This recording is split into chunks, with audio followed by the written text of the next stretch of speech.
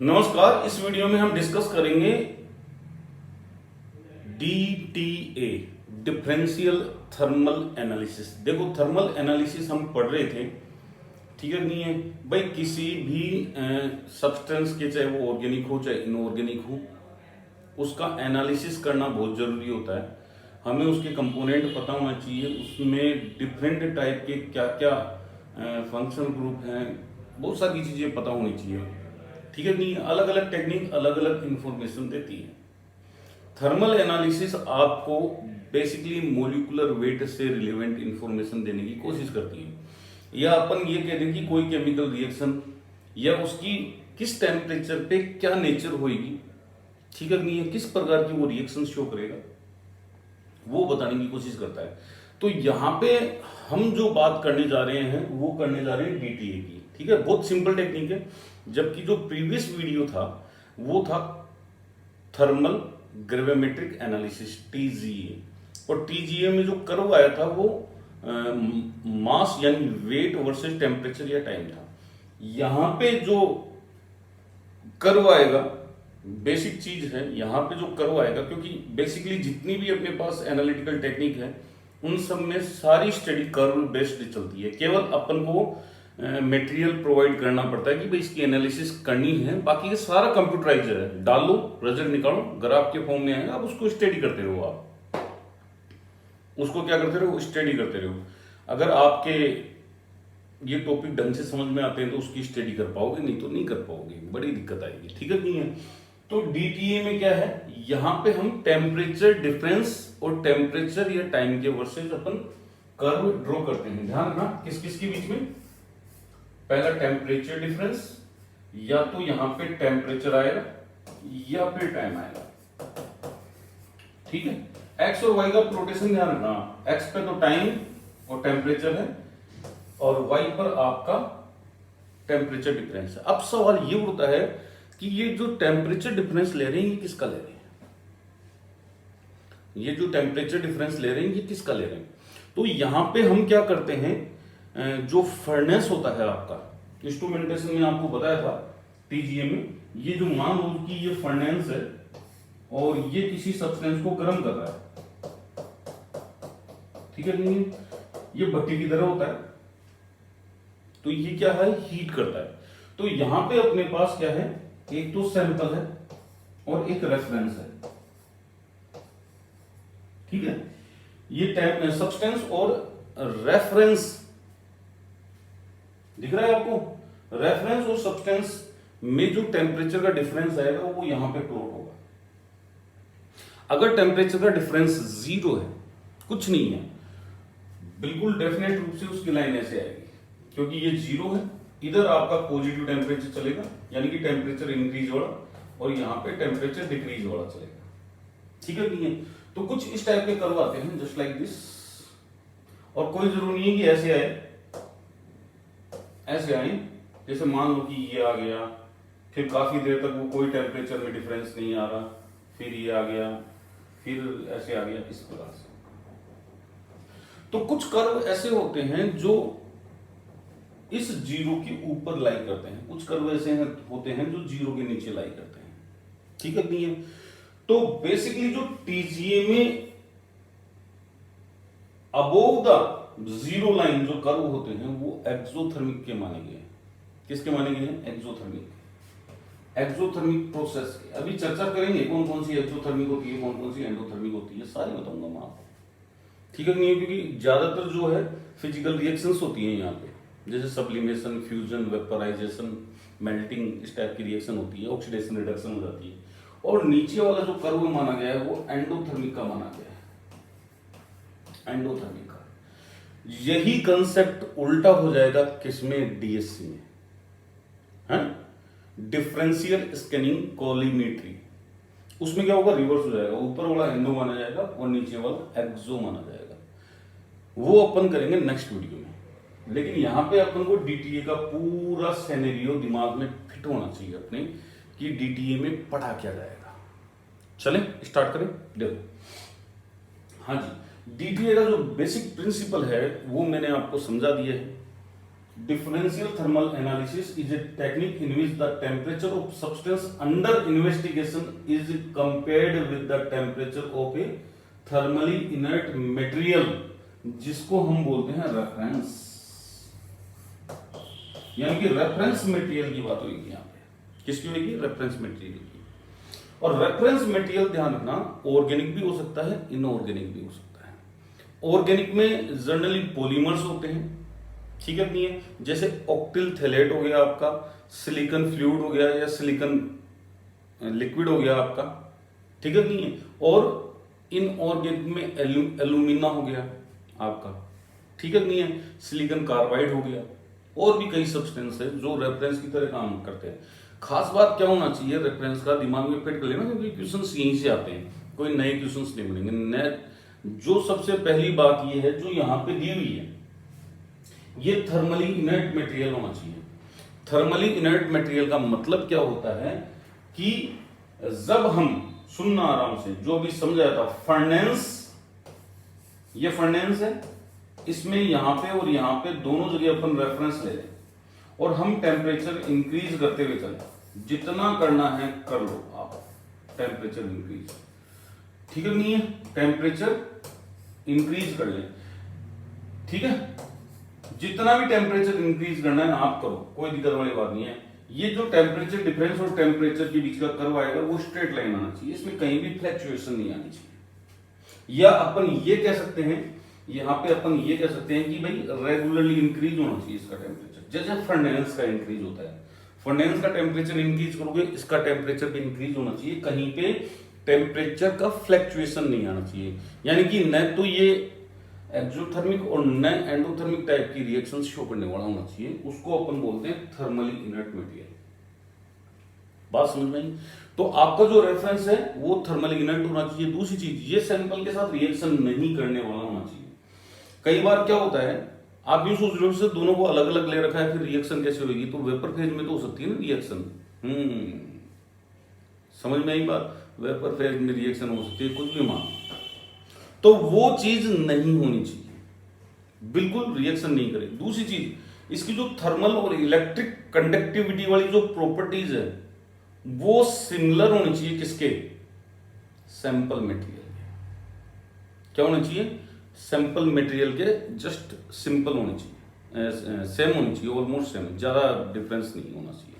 तो ये दिमाग में फिट होना चाहिए कि अपना रेफरेंस मटेरियल क्या होता है, ठीक है नहीं? अब देखो दिस डिफरेंस, ये जो डिफरेंस आ रहा है, देन प्लॉटेड अगेंस्ट टाइम और अगेंस्ट टेम्परेचर, उसको अपन बोलते हैं डीटीए कर्व या थर्मोग्राम। ध्यान रखना, थर्मोग्राम पूछा जा सकता है। ये जो टेम्परेचर डिफरेंस आ रहा है इसके बीच का, वो या टाइम और टेम्परेचर के बीच में अपन क्या करेंगे, ठीक है। अब क्या करना है कि area under DTA peak is the enthalpy change and is not affected by heat capacity of the sample. हमारे पास इस टाइप का कर्व आएगा और इस कर्व में ये जो एरिया होता है ये एंथैल्पी चेंज को रिप्रेजेंट करता है। एक्चुअली किसको करता है? एंथैल्पी चेंज को। इसको मैं फॉर्मूला बताऊंगा किस प्रकार से आप कैलकुलेट करोगे, बिल्कुल सिंपल है, ठीक है नहीं है? हाँ, और ये ध्यान रखना कि ये वाला जो एरिया है, ये वाला जो एरिया है अंडर द कर्व, ये एरिया कभी भी हीट कैपेसिटी ऑफ सैंपल पर डिपेंड नहीं करता है।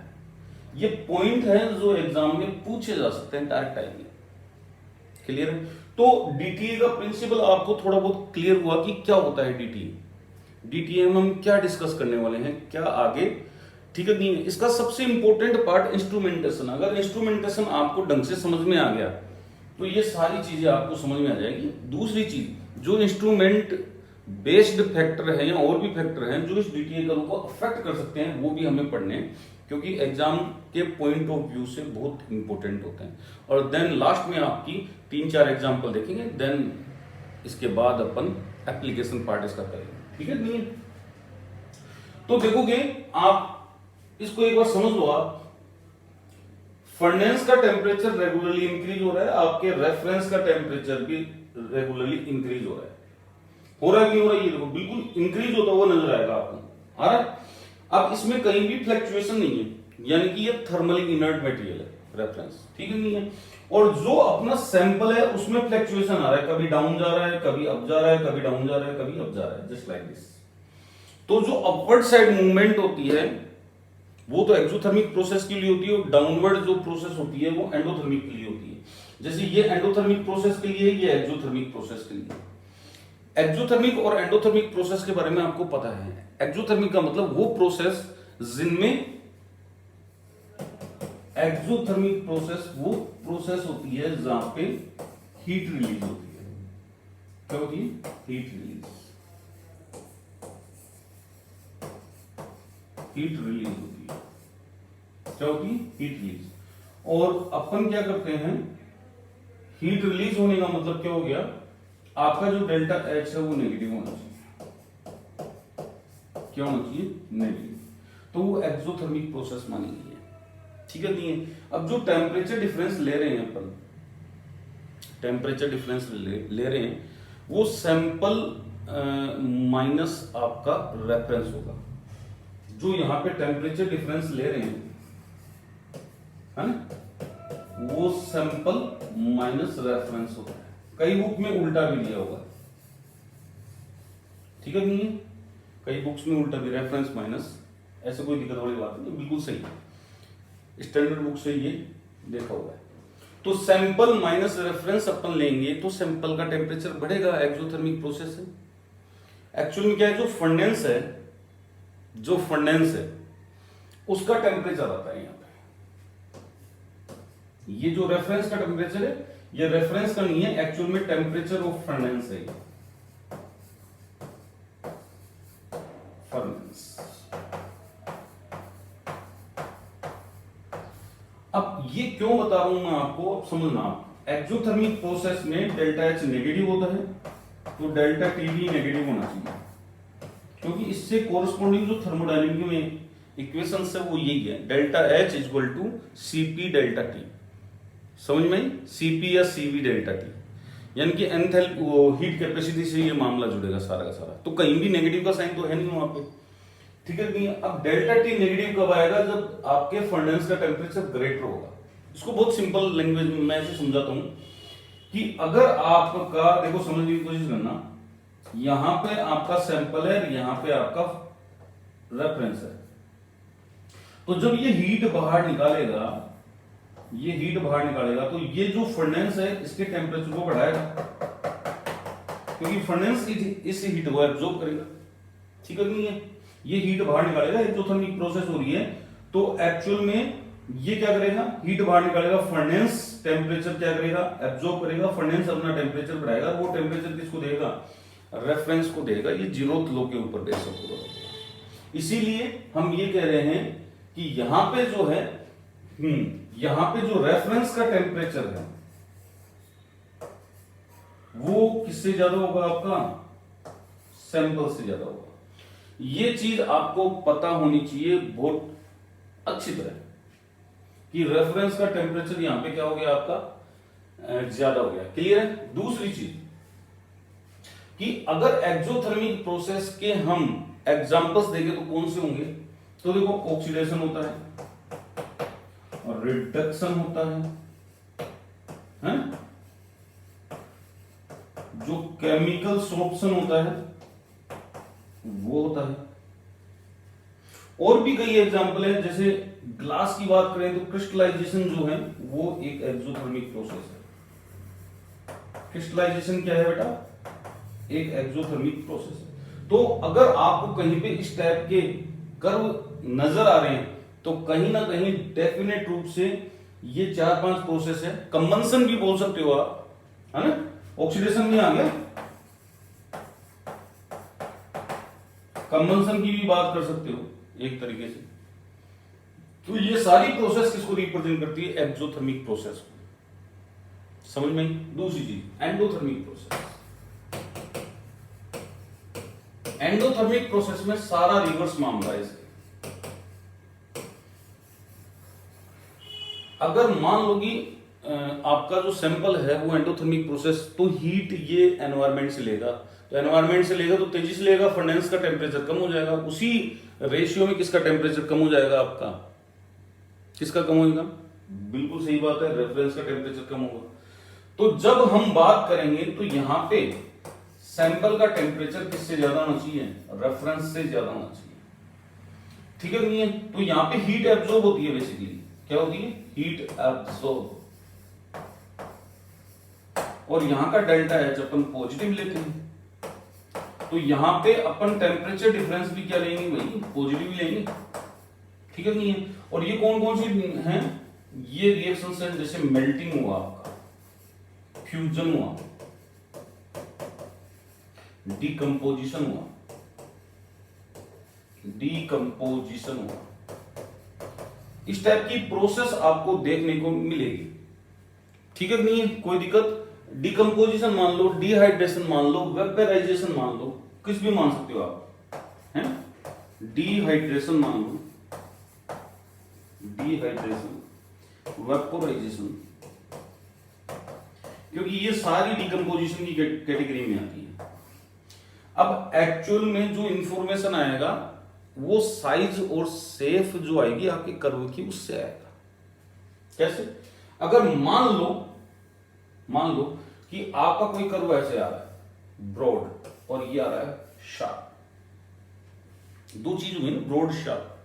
तो जब शार्प आता है तो मेल्टिंग जैसी चीजें देखी जाती है, फ्यूजन जैसी चीज देखी जाएगी, और जब ब्रॉड आएगा तो डिहाइड्रेशन, वेपोराइजेशन, डीकंपोजिशन, क्योंकि ये टाइम टेकिंग प्रोसेस है, टाइम लेती है, तो पीक आपकी क्या हो जाएगी, ब्रॉड हो जाएगी। जब टाइम कंज्यूमिंग प्रोसेस जो होती है, मेल्ट होना है, एक शार्प पॉइंट पे आएगा, मेल्ट होएगा, खत्म कहानी, इसलिए शार्प, समझ में आई।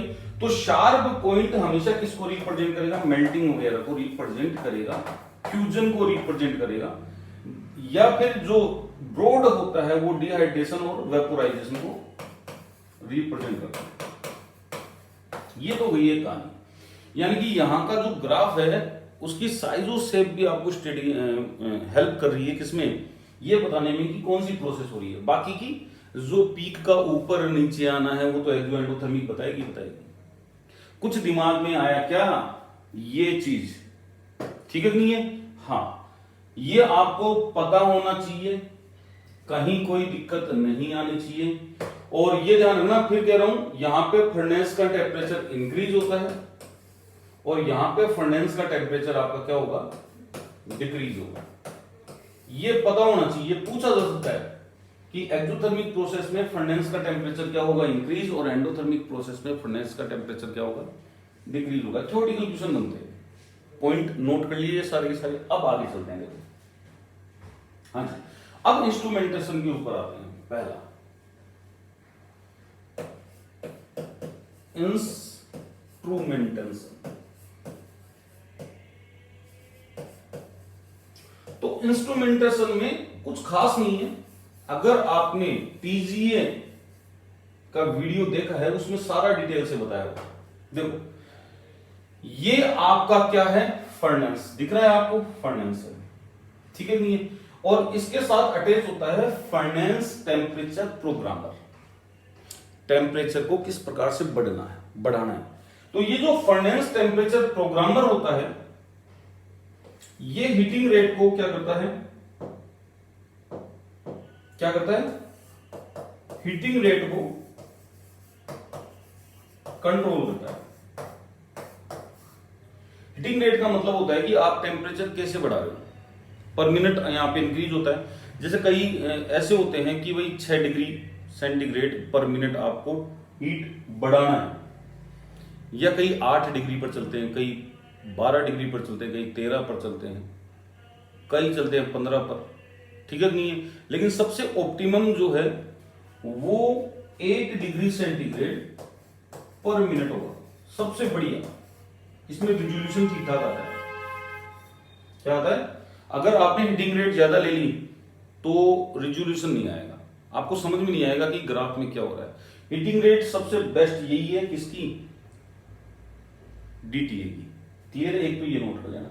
दूसरी चीज आप देख पा रहे हो, टेम्परेचर सेंसर के ऊपर आपका रेफरेंस होल्डर, सैंपल होल्डर और रेफरेंस होल्डर रखा हुआ है, और एटमॉस्फेयर में यहां पे ये जो है ना अंदर, यहां पे एटमॉस्फेयर के रूप में, एटमॉस्फेयर के रूप में एटमॉस्फेयर के रूप में आप या तो इनर्ट एटमॉस्फेयर ले सकते हो, है ना। इनर्ट में जनरली नाइट्रोजन N2 गैस अपन यूज में लेते हैं जनरली, लेकिन कई कई जगह हम इनर्ट गैसेज भी ले लेते हैं, He, है ना, ऑर्गन वगैरह ये ले लेते हैं, कोई दिक्कत वाली बात नहीं, ले सकते हो आप। अभी बताऊंगा कि आपका He कई जगह नाइट्रोजन के ऊपर प्रिफर करता है, क्यों करता है इसकी भी चर्चा करेंगे अपन, ठीक है नहीं है। और कई बार क्या होते हैं, अपन ऑक्सीजन कंटेनिंग एटमॉस्फेयर लेते हैं। अब ऑक्सीजन कंटेनिंग एटमॉस्फेयर में और N2 में दोनों में कर्व अलग अलग आएगा, इसकी चर्चा अपन फैक्टर अफेक्टिंग में करेंगे, समझ में आई। इसकी चर्चा क्या करेंगे, फैक्टर अफेक्टिंग में, क्योंकि बहुत सारी रिएक्शन ऐसी होंगी जो इनर्ट या इन एब्सेंस ऑफ एयर अलग तरीके से होती है, जब एयर प्रेजेंट होती है तो वो अलग तरीके से प्रोसेस होती है, ठीक है नहीं है। इसके बाद में देखो कि जैसे ही आपने यहाँ पे फर्नेस का टेम्परेचर इंक्रीज करना स्टार्ट किया, वैसे ही यहाँ पे डिफरेंट टाइप ऑफ प्रोसेस होगी, अभी जो चर्चा करके आएंगे। और यहाँ पे रेगुलरली टेम्परेचर को रीड करने के लिए थर्मोकपल यूज में लिए जाते हैं, क्या लिए जाते हैं, थर्मोकपल। और थर्मोकपल किसके बने हुए होते हैं, वो मैंने बताया हुआ है ना। थर्मोकपल किसके बने हुए होते हैं, बताया हुआ है, भूल गए, निक्रोम, टंगस्टन, प्लेटिनम, ये जनरली यूज में लिए जाते हैं। जैसे ये थर्मोकपल जो है इस टेम्परेचर को रीड करेंगे, टेम्परेचर डिफरेंस को रीड करने के लिए यहाँ पे थर्मोकपल काम में आएगा, टेम्परेचर डिफरेंस को रीड करने के लिए थर्मोकपल काम में आएगा। देखो ये देखो, ये थर्मोकपल है, दिख रहा है क्या आपको, इसमें देखो ये एक्चुअल में फर्नेस के बीच का ही केवल और केवल यानी बीच का कर्व है, बाकी का कुछ नहीं है। तो ये फर्नेस है, ये थर्मोकपल जुड़े हुए हैं, इधर सैंपल है, इधर रेफरेंस है, कोई दिक्कत वाली बात नहीं, ठीक है। तो यहां पे ये क्या करेगा, सैंपल टेम्परेचर और टेम्परेचर डिफरेंस को मेजर करेगा और मेजर करके एम्पलीफायर को देगा, एम्पलीफायर उसको क्या करेगा, एक्सटेंड, एम्पलीफाई करेगा, बढ़ाएगा, और बढ़ाने के बाद आपका रीड आउटपुट मिल जाएगा आपको एज कर्व, जिसको आप क्या बोलते हो, थर्मोग्राम। इस टाइप का कर्व आपके पास आ जाएगा, इस टाइप का कर्व आपके पास आ जाएगा। और इस कर्व की स्टडी करके हम उस कंपाउंड का करेक्टराइजेशन, आइडेंटिफिकेशन कर सकते हैं कि, और साथ में ये देख सकते हैं कि भाई किस टाइप की रिएक्शंस हुई है। चले भाई, तो मेरे को लगता नहीं है कि इसमें कोई दिक्कत आई होगी, बिल्कुल सिंपल सा कंसेप्ट है किसका, इंस्ट्रूमेंटेशन का, ठीक है। पीछे वाला वीडियो जरूर देख लेना क्योंकि उसमें है। तो रेफरेंस मटेरियल के बारे में बात की थी मैंने, रेफरेंस मटेरियल पाउडर फॉर्म में होना चाहिए, organic polymer, octyl phthalate, silicone oil, inorganic में एल्यूमिना, सिलिकॉन कार्बाइड और ग्लास बीड अपन यूज में लेते हैं, ठीक है। इसकी क्या क्या प्रॉपर्टी होनी चाहिए, ये थर्मल इनर्ट होना चाहिए, do not react with sample, do not react with sample, है ना। एक अच्छी खासी टेम्परेचर रेंज को रहना चाहिए, जैसे मान लो कि 5 डिग्री से 2000 डिग्री के आसपास ये टेम्परेचर को सहन कर जाए। इलेक्ट्रिकल एंड थर्मल कंडक्टिविटी हो इसकी क्या होनी चाहिए, शुड भी सेम होनी चाहिए, स्टार्ट आपका जो सैंपल मटेरियल उसके जैसी होनी चाहिए, क्लियर। चले, अब ये सबसे इंपॉर्टेंट फैक्टर आ गया है अपना। सबसे पहला जो फैक्टर है वो है एनवायरमेंटल फैक्टर। कौन सा है, एनवायरमेंटल फैक्टर, आराम से समझना भाई, एनवायरमेंटल फैक्टर को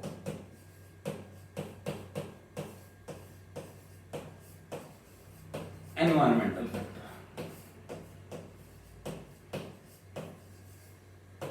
ठीक है। एनवायरमेंटल फैक्टर का मतलब ये हो गया कि एक तो एनवायरमेंटल फैक्टर होता है इनर्ट,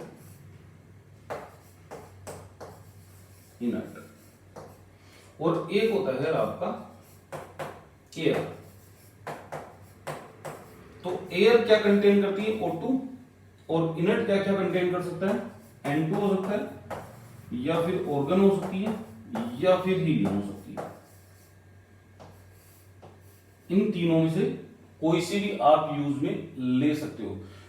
इसको अपन कहां यूज में लेंगे अभी चर्चा करेंगे, जस्ट अभी करेंगे, लेकिन उससे पहले अपन बात कर लेते हैं कि टीजीए कर्व, डीटीए कर्व के ऊपर ये एनवायरमेंटल जो फैक्टर है या एनवायरमेंटल गैसेज हैं ये क्या इफेक्ट डालती है। सही है बात, अब सुनो आप, ढंग से सुनना इसको, बिल्कुल बिल्कुल ढंग से समझना। मैं एक आपको कर्व दिखाना चाह रहा हूं पहले, ये वाला, ये कर्व देख लो, इसको समझ भी लोगे, ठीक है नहीं है। ये जो कर्व है ये आपको दिख रहा है कि कैल्शियम एसीटेट मोनोहाइड्रेट का है। किसका है? कैल्शियम एसीटेट, कैल्शियम एसीटेट, ये OAC twice dot water molecule, दिख रहा है आपको? ऑर्गन CO2 और O2, इस ऑर्गन का कर्व आप मान सकते हो N2 का कर्व। अब जब ये तीनों आप चेक कर रहे हो तो इसका कर्व यानी कि ऑर्गन का और CO2 का कर्व एक जैसा आ रहा है ऑलमोस्ट, यानी कि सारी जो भी प्रोसेस हो रही है वो एंडोथर्मिक प्रोसेस हो रही है। कहीं डिहाइड्रेशन हो रहा है, कहीं डिकम्पोजिशन हो रहा है, कहीं कुछ हो रहा है, समझ में आई? लेकिन इसमें ये कर्व ऊपर क्यों आया? सबसे इंपॉर्टेंट बात, ये कर्व ऊपर क्यों आया?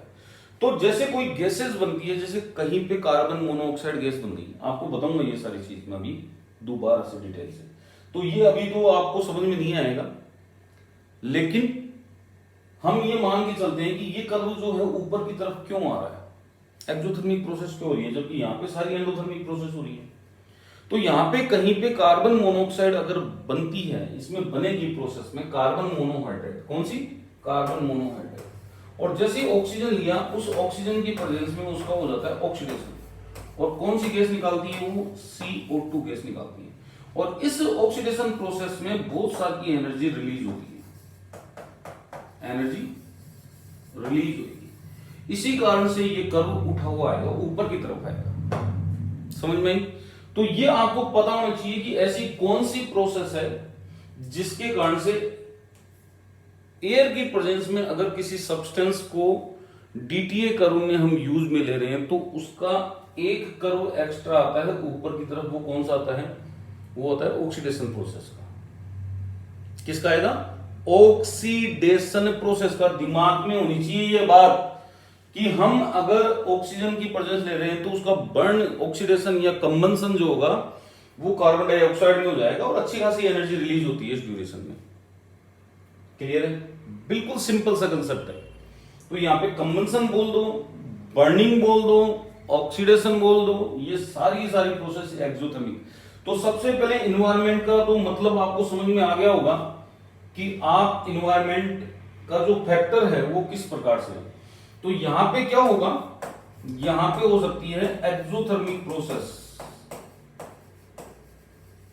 Exothermic oxidative process, oxidative process होने के चांसेस रहते हैं। यहां एक्सोथर्मिक ऑक्सीडेटिव प्रोसेस होने के चांसेस रहते हैं, ठीक है नहीं है, जो हीट रिलीज करता है। और यहां पे ऑक्सीडेटिव प्रोसेस होने के कोई चांसेस नहीं। कुछ समझ में आया भाई? एनवायरमेंटल फैक्टर में इनर्ट गैसेस कब यूज में लेंगे और एयर कब यूज में लेंगे, ये तो आप डिसाइड करोगे कि आपको ये प्रोसेस चाहिए या नहीं चाहिए। अगर चाहिए तो ले लो, नहीं चाहिए तो मत लो। क्लियर है? अब हम समझने की कोशिश करेंगे कि यहां पे हम इनर्ट गैसेज यूज में क्यों लें नाइट्रोजन के कंपैरिजन में। तो हमारा जो एनवायरनमेंट है उसमें टेम्परेचर बढ़ रहा है, नाइट्रोजन कूलेंट की तरह काम करती है, सही है कि नहीं है? यानी कि कभी भी इसका क्वेश्चन आए कि भाई इनर्ट गैस को नाइट्रोजन के ऊपर क्यों प्रेफर किया जाता है, चाहे वो DTA हो चाहे GLC हो, गैस लिक्विड क्रोमेटोग्राफी, तो आपको एक ही चीज ध्यान रखनी है कि इनका जो थर्मल कंडक्टिविटी का जो पैटर्न होता है वो नाइट्रोजन से अच्छा होता है। यानी कि ये मान लो कि थर्मल कंडक्टिविटी इनर्ट गैसेज की नाइट्रोजन के कंपैरिजन में ज्यादा होती है। क्लियर है? इसलिए हम कहीं जगह नाइट्रोजन की जगह ऑर्गन यूज में लेते हैं। ये तो हो गया बेसिक बात, खत्म। चलो छोड़ो इसको। नेक्स्ट जो है सेकंड फैक्टर की बात करेंगे, वो instrumental factor. Instrumental factor, instrumental factor, instrumental factor. तो इंस्ट्रूमेंटल फैक्टर में अपने पास क्या है? सबसे पहला आता है number 1 heating rate. Heating rate, heating rate. तो डीटीए में ऑप्टिमम हीटिंग रेट कितनी होती है? 8 डिग्री सेंटीग्रेड पर मिनट। ये नोट कर लेना भाई, कोई भरोसा नहीं है क्वेश्चन क्या पूछ ले। एनालिटिकल टेक्निकों में यही होता है, क्वेश्चन या आएगा तो बिल्कुल टू द फैक्ट आएगा, ऐसे लाइन टू लाइन क्वेश्चन आपको मिलेंगे, वहां पे कोई दिक्कत वाली बात नहीं है। ठीक है नहीं है? अब थोड़ा समझने की कोशिश करना कि जब हीटिंग रेट अपन कम ज्यादा करते हैं तो ग्राफ पर क्या इफेक्ट पड़ेगा। देखो, लो हीटिंग रेट पर प्रोसेस लो होती है। लो हीटिंग रेट पर, eight low heating rate process will be slow, will be slow. समझने की कोशिश करना, जैसे मान लो कि अपना कोई सब्सटेंस है, उसका मेल्टिंग पॉइंट आपका 50 डिग्री सेंटीग्रेड है, या मान लो कि 100 डिग्री सेंटीग्रेड मान लो, 200 मान लिया। अब आपने क्या किया, टेम्परेचर इंक्रीज करना स्टार्ट किया। एक टेम्परेचर आप 5 डिग्री सेंटीग्रेड पर मिनट दे रहे हो, मिनट पर मिनट। एक में आप 1 डिग्री सेंटीग्रेड पर मिनट दे रहे हो, एक में आप 8 डिग्री सेंटीग्रेड पर मिनट दे रहे हो, एक में आप 15 डिग्री सेंटीग्रेड पर मिनट दे रहे हो। समझ में आई?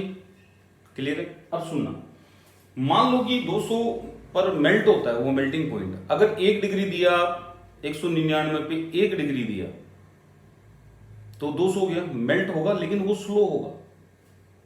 क्या होगा? स्लो होगा। हाँ, एंडोथर्मिक प्रोसेस रहेगी ना मेल्टिंग पॉइंट, तो वो एब्जॉर्ब कर लेगा, तो आपको हीटिंग रेट बढ़ानी पड़ेगी और बढ़ानी पड़ेगी। तो यहां पे एक्चुअल में 200 डिग्री पर मेल्ट होने वाला 2, 4, 5 डिग्री ज्यादा पर मेल्ट होता है। तो हमें क्या है, टेम्परेचर रेंज जो है, या अपन बोले हीटिंग रेट जो होती है, वो थोड़ी ठीक ठाक रखनी पड़ती है कि अपन को शार्प क्या है, बिल्कुल शार्प पैटर्न। जब भी आप लो टेम्परेचर रखोगे तो आपका कर्व ब्रॉड आएगा। क्या आएगा? At low heating rate process will be slow and curve will be broad. Curve will be broad, broad curve आएगा।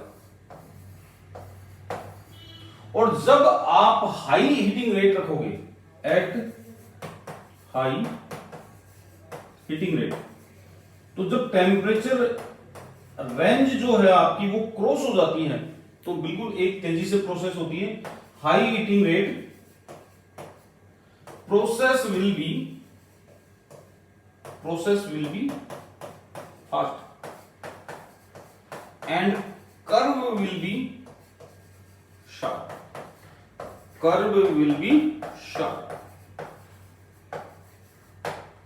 इस प्रकार का कर्व आएगा। जैसे 15 डिग्री सेंटीग्रेड पर ले लिया आपने, ये तो शार्प कर्व आ गया। तो ऐसा हमें चाहिए, ना तो शार्प चाहिए ना ब्रॉड चाहिए, दोनों में हम ढंग से स्टडी नहीं कर पाएंगे। ठीक है नहीं है? क्योंकि आपको बताया साइज शेप क्या देता है, साइज शेप इसकी इंफॉर्मेशन देता है कि कौन सी रिएक्शन हो रही है। तो हमने स्टैंडर्ड चुना वो 8 डिग्री सेंटीग्रेड का चुना। कितने का चुना? 8 डिग्री सेंटीग्रेड पर मिनट का स्टैंडर्ड चुना है। लेकिन बहुत सारी रिएक्शंस ऐसी होती हैं जिनको हमें टेम्परेचर जो हीटिंग रेट है वो ज्यादा देनी पड़ती है, तब जाके इंफॉर्मेशन आएगी। बस ये हीटिंग रेट का चक्कर जो अपन कर रहे हैं वो केवल और केवल अच्छे रिजोल्यूशन के लिए कर रहे हैं कि रिजोल्यूशन बढ़िया है कर्व का। पहला समझ में आ गया हीटिंग रेट, कोई दिक्कत वाली बात नहीं। दूसरा जो है वो है सैंपल होल्डर।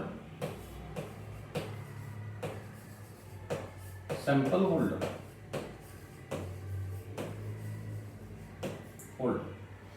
समझ में आई बात?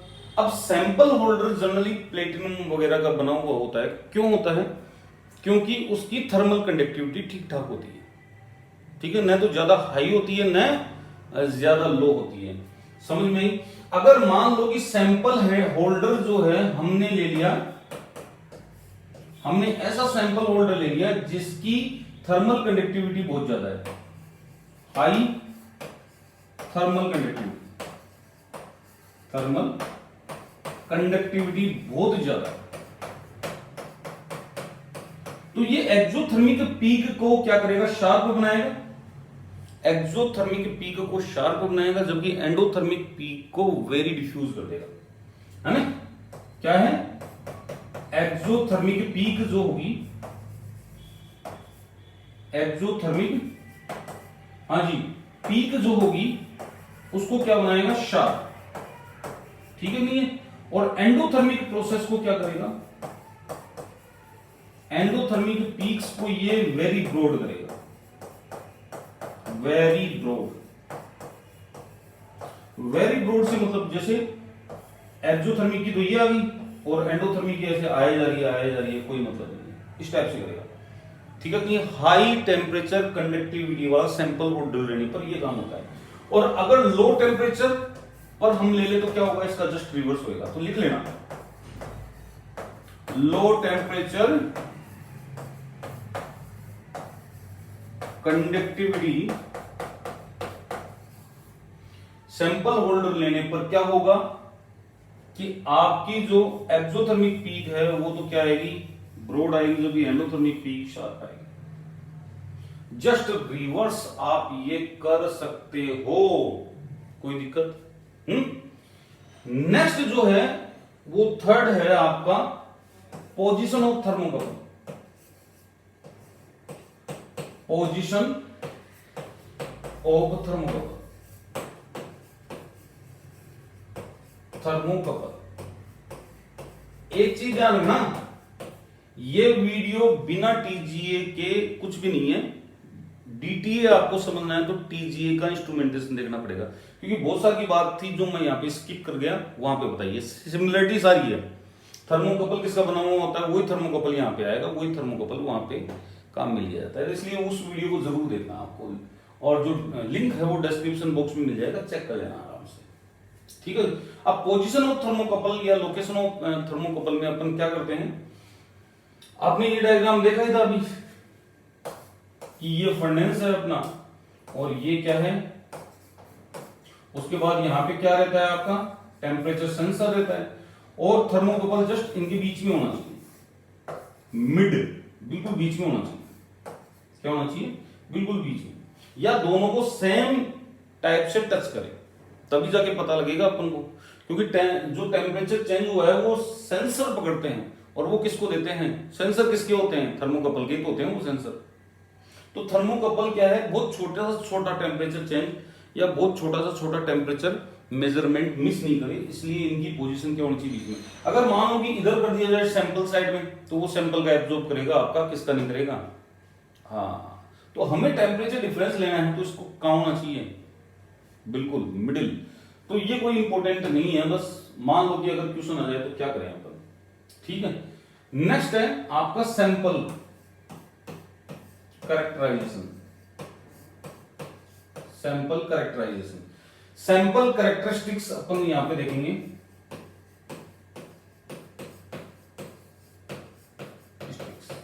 तो यहां पे तीन चीजें इंपॉर्टेंट है, एक तो अमाउंट,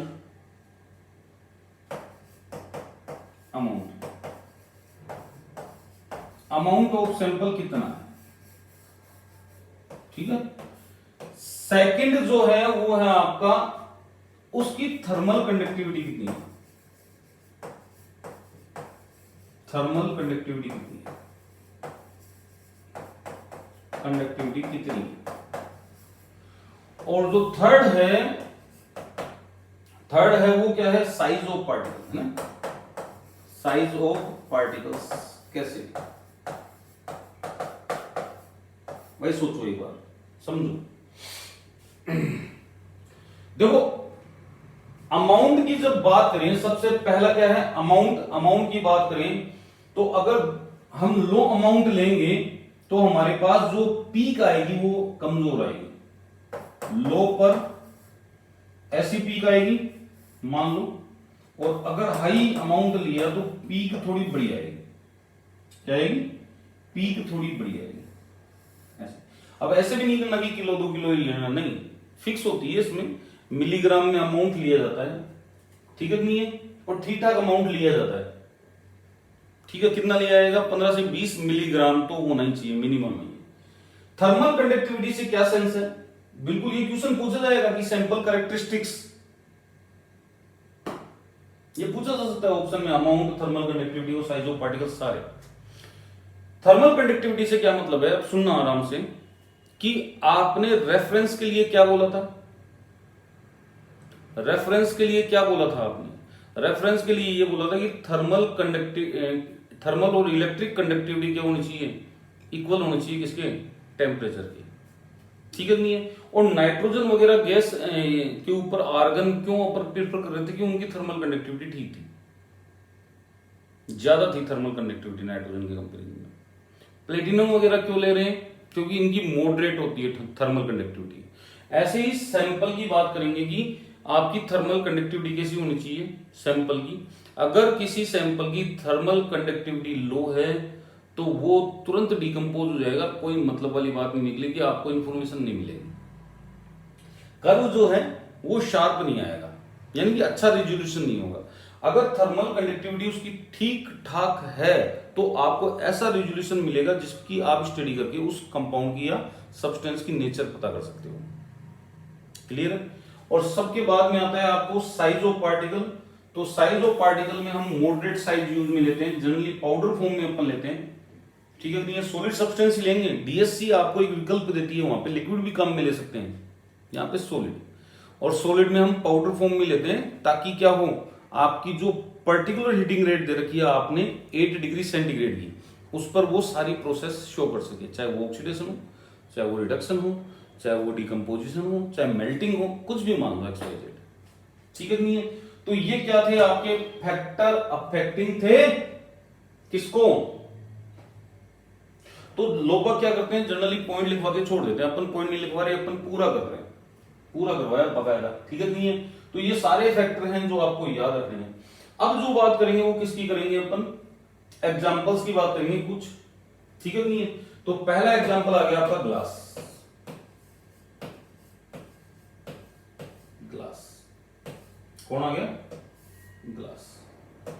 तो डीटीए और डीएससी दोनों ग्लास के लिए बेस्ट टेक्निक मानी गई है, क्यों, क्योंकि हमें ग्लास का क्या चेक करना होता है, ट्रांजिशन टेम्परेचर,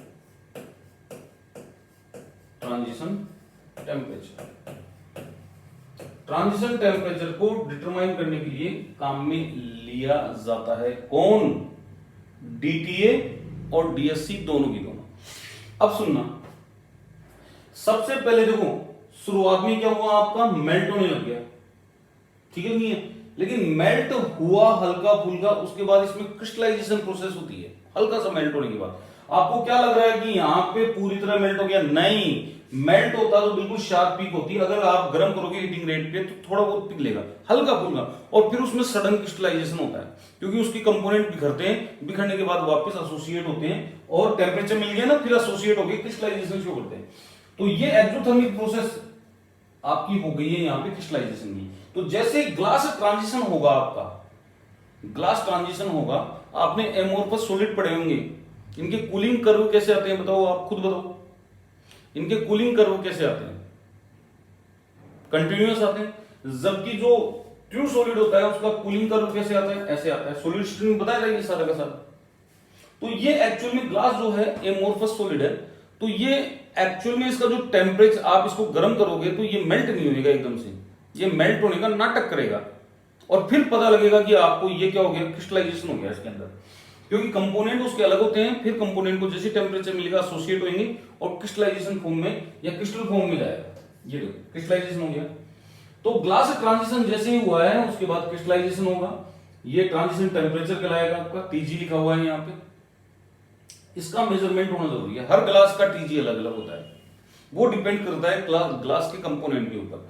और जैसे ही आपने टेम्परेचर और बढ़ाया, आपने हीटिंग रेट देते गए, हीटिंग रेट नहीं बढ़ा रहे, टेम्परेचर बढ़ा रहे हैं, ठीक है कि 1 मिनट बाद, 2 मिनट बाद, 10 मिनट बाद आपने क्या किया, देखा तो वो क्रिस्टलाइज होने के बाद जस्ट लाइक जो ट्रू सॉलिड होते हैं वैसे मेल्ट होता है, समझ में आई, वैसे मेल्ट होता है। और लास्ट में क्या होगा आपका, लास्ट में होगा आपका जब टेम्परेचर और देखोगे तो ग्लास का ऑक्सीडेशन हो जाता है, ग्लास का क्या हो जाता है, ऑक्सीडेशन हो जाता है, ठीक है नहीं है।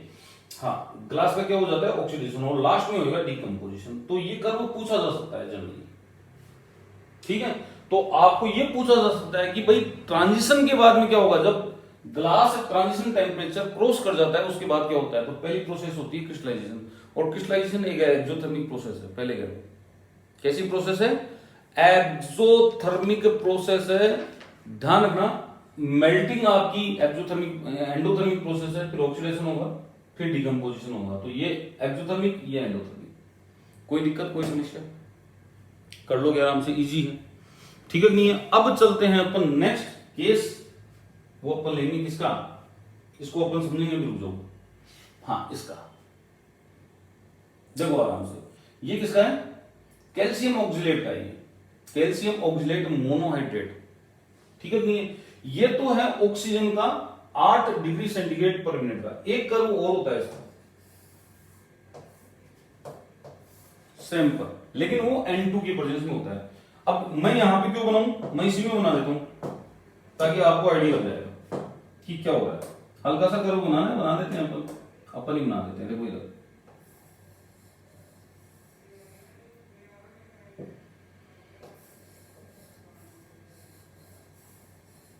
इस टाइप का कर्व आता है। समझने की कोशिश करना, समझोगे तभी समझ में आएगा, नहीं तो दिक्कत आएगी इसमें। तो सबसे पहले कैल्शियम ऑक्सिलेट मोनोहाइड्रेट को जब गर्म किया गया तो यहां पे देखा कि डिहाइड्रेशन हुआ है, एंडोथर्मिक प्रोसेस नीचे की तरफ कर्व गया, ठीक है। जैसे ही, आराम से समझना, इस कर्व को समझना बच्चा, समझना, इसमें छुपी हुई रिएक्शन है। क्या है छुपी हुई, मैं समझाता हूं। जब आप इसको, ये तो ऑक्सीजन की प्रेजेंस में हो गया, ये N2 की प्रेजेंस में हो गया।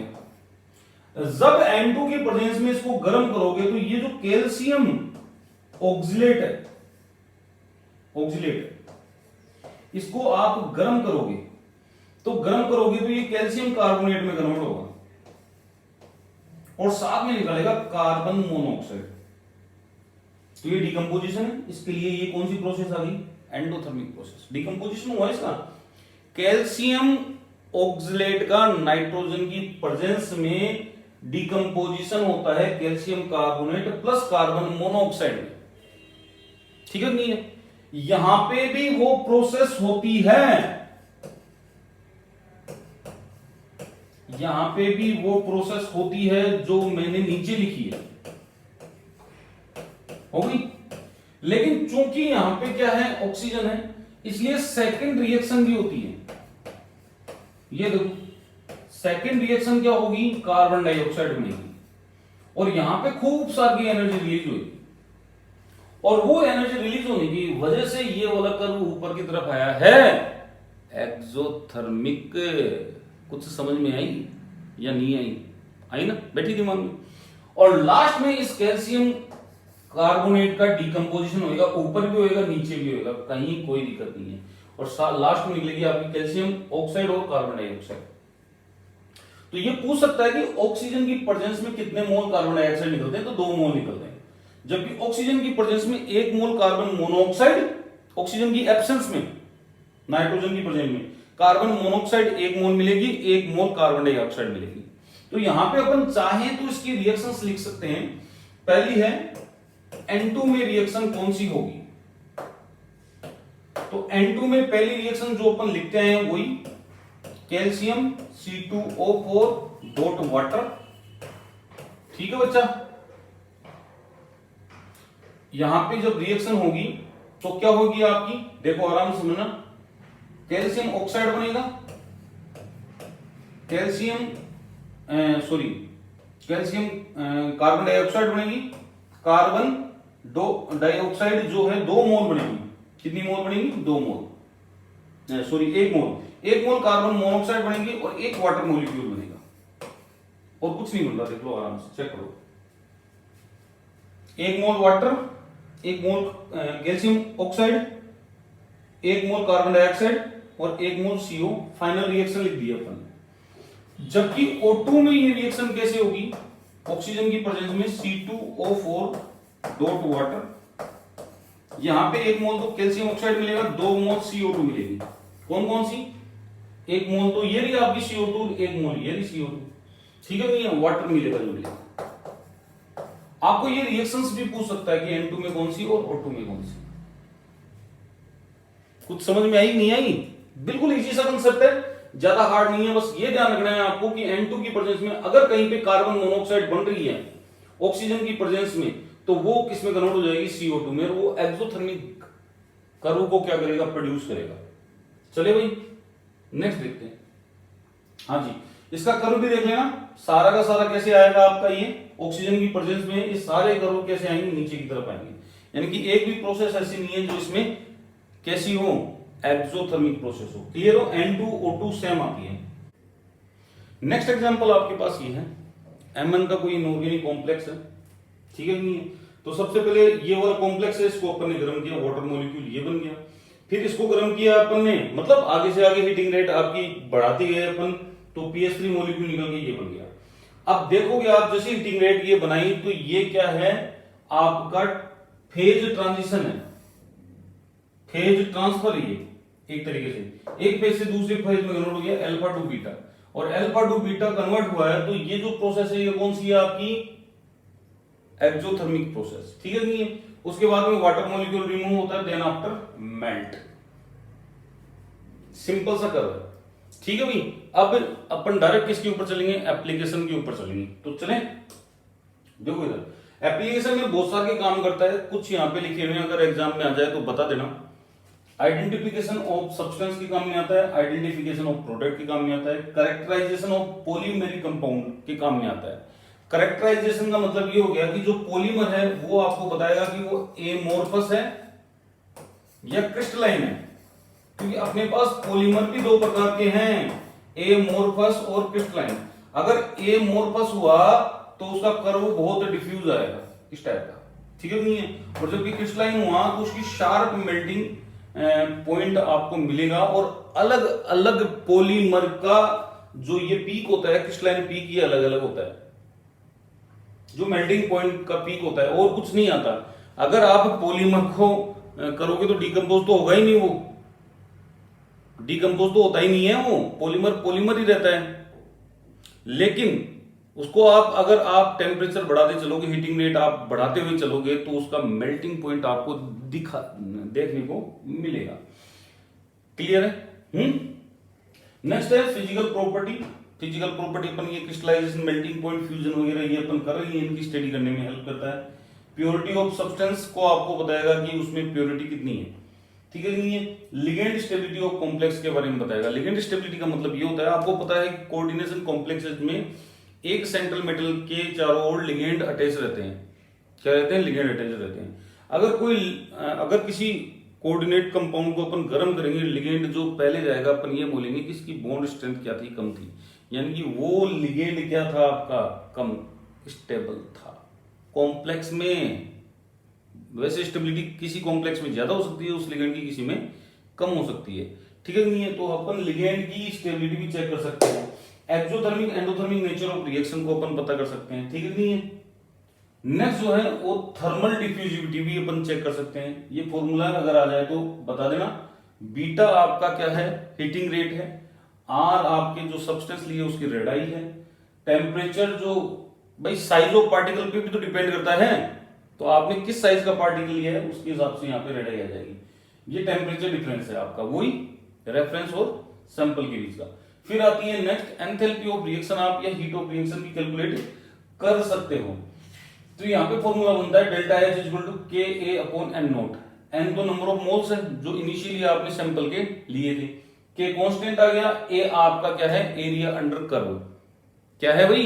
Area under curve. मैंने आपको क्या बोला था? एरिया अंडर कर्व आपको क्या देगा?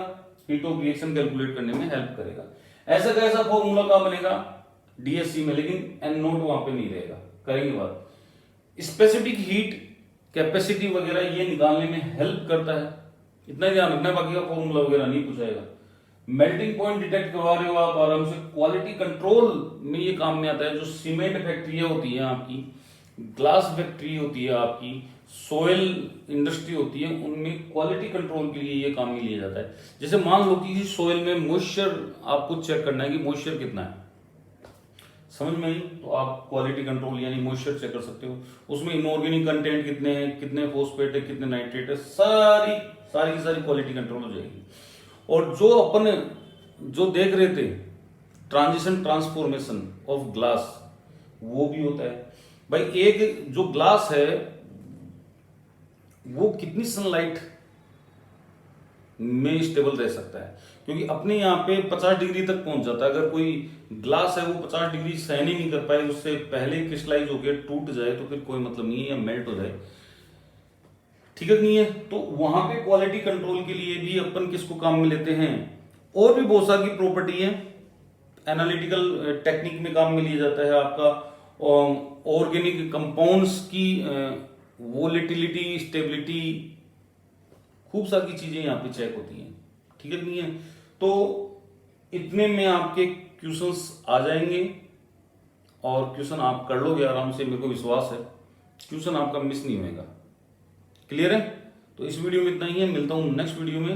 नमस्कार, जय हिंद, बाय बाय। लाइक जरूर कर देना अगर वीडियो पसंद आए तो।